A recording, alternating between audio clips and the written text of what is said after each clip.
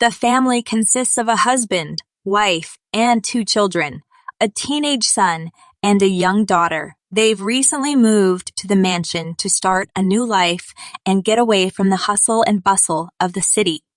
They were thrilled to have found the mansion, which they could afford despite its age and somewhat rundown appearance. As they settle in, they begin to notice strange occurrences in the house. Doors open and close on their own, and they hear strange noises coming from empty rooms.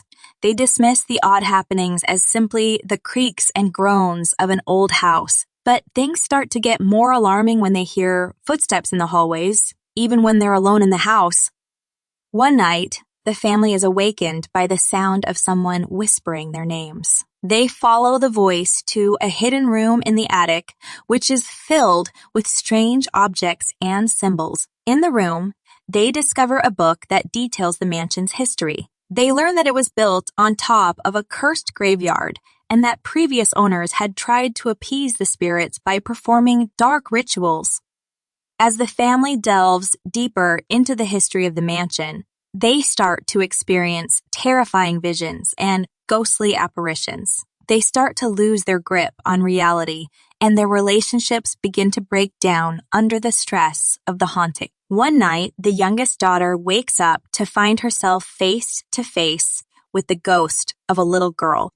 The ghost tells her that she was murdered in the mansion and that her killer is still inside. The family realizes that they're trapped in the mansion and the doors won't budge. They must find a way to put the spirits to rest before it's too late. As the days pass, the family uncovers more and more of the mansion's dark secrets. They discover that the previous owner was possessed by the spirits and forced to carry out their bidding. The family realizes that they must confront the killer and put an end to the curse once and for all. In the final confrontation, the family battles the killer, who has become a vessel for the spirits. The family manages to defeat the killer, but not before they suffer great loss. The experience has left them traumatized and haunted for the rest of their lives. The family manages to escape the mansion and the curse, but they know that they'll never truly be free from the memories of the horrors they've experienced. As the family delves deeper into the history of the mansion, they uncover a dark secret about their own family. They learn that one of their ancestors had lived in the mansion many years ago and had been involved in the dark rituals that had led to the curse. This revelation sends chills down their spines as they realize that the curse may be following them. The teenage son starts to behave strangely, as if he's being possessed by one of the spirits. He becomes increasingly violent and erratic, leading the family to fear for their own safety. They desperately try to find a way to free him from the spirit's grasp before it's too late.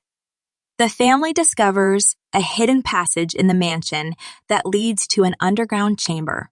There, they find a shrine dedicated to the spirits that haunt the mansion. They realize that the previous owners had been performing human sacrifices to appease the spirits, and they fear that they too may become victims if they don't act quickly.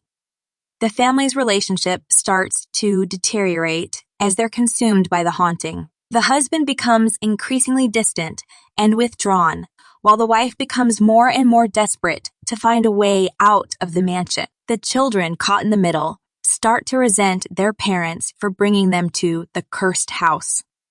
The family realizes that they're being watched by the spirits and that the ghosts are manipulating their surroundings to torment them. Doors that were once locked suddenly open, and objects move on their own. The family feels as if they're being pushed to the brink of madness.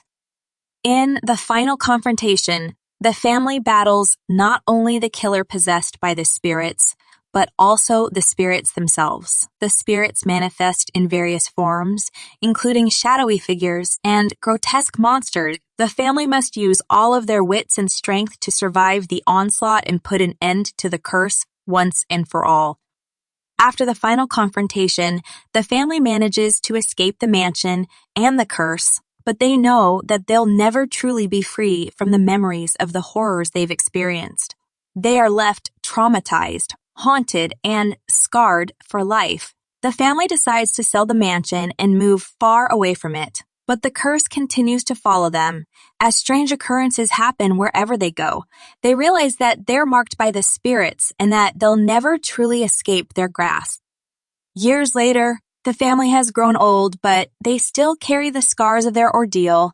The mansion still stands, a dark and foreboding presence in the town. The locals avoid it, and it remains abandoned, except for the ghosts that haunt its halls.